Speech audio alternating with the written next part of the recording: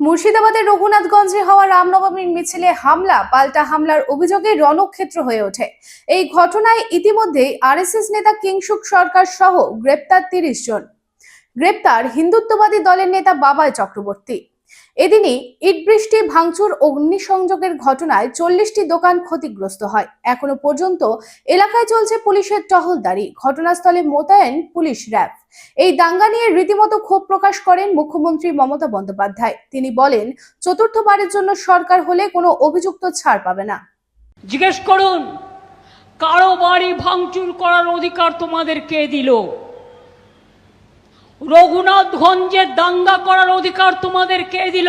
তোমরা একতরফা করেছো। মিছিল থেকে বেরিয়ে দোকান লুটপাট করেছো, দোকান বাড়ি পুড়িয়েছো।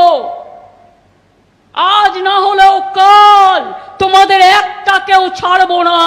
মনে রাখবে, মানুষ তোমাদের বিচার করবে।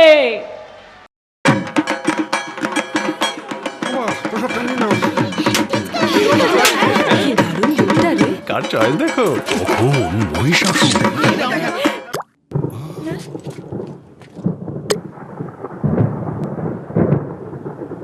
পুজোর আড্ডায় ব্রেক চেঞ্জ করে নাও, ঠিক নো মাথায় হাত। লেটস গো টু পুজোর সকাল বিকেল সেই ঢুক দিতে চায় আড্ডাতে, ছাদেই বাঁধন হারা ভরসা দিচ্ছে টাটা, টাটা স্ট্রাকচারা।